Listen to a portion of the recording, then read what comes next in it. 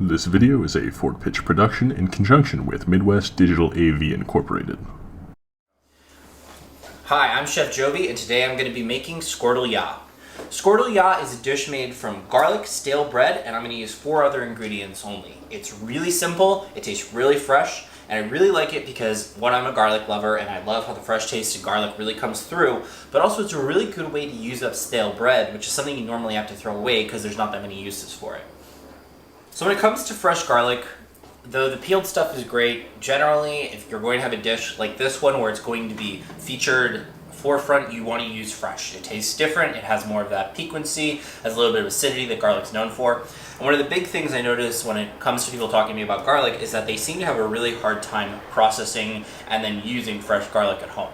So a couple tricks. One is that instead of spending time trying to peel the bulb or, get every layer and every clove out, you can just turn it upside down and then just smash it. And what that'll do is literally just break it up into a bunch of workable cloves. Like that. And then you just separate those out, get rid of the excess, and you're already halfway there.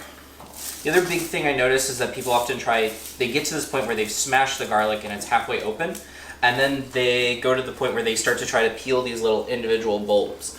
This is really unpleasant because, one, they're not super easy to get off, but additionally, it makes your hands really, really sticky, which I'm not a fan of. So I just crush them all with my knife and back, and that makes the peels come off really easily.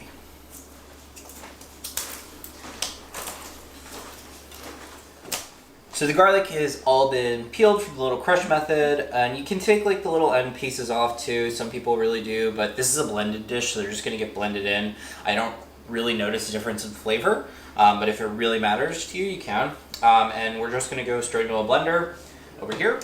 So in addition to the garlic, we're going to be using olive oil, and it's going to be a generous amount, partially because when you're blending, you do need that liquid to actually allow for the blending to happen. So I'm going to fill it up until I just see it underneath a little bit of a line, because I want that base so that the blender does work, but also the bread absorbs the olive oil, because that's another really nice source of fatty flavor that's going to be in this dish. While that's going on, I'm just going to add some salt, probably just 2 big pinches. This is kosher coarse sea salt, my personal favorite. I think it goes well with everything. A couple grounds of black pepper. You can also use pepper that's been pre-ground, but the caution is if you do use pre-ground pepper, you can only use it for a couple months before it goes and just really loses all of its flavor. And then last but not least, I'm just going to add a wedge of a lemon here. Just make sure none of the seeds get in there. One of the ways you can do that is just cut the sides down and then try to leave the center, and that's where the majority of the seeds in the lemon usually lies. Squirt of that. Alright, and then we're ready to blend. After the first pass, the texture is looking nice. It's a little looser than hummus. It has a nice oil sheen to it.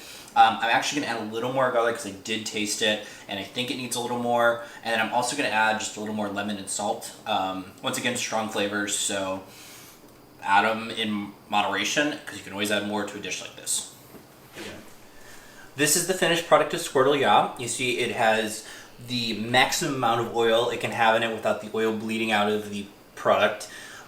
There is debate. You could go a little smoother. The way I was taught to make it was a little chunkier. I like that. It gives it more of a texture, in my opinion, and a nice mouthfeel.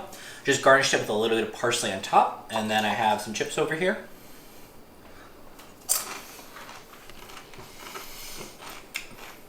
It's garlicky. There's a little bit of acid for the lemon, but the main flavor is just garlic, and it's just a shining star. And if you like garlic, this is the dish for you.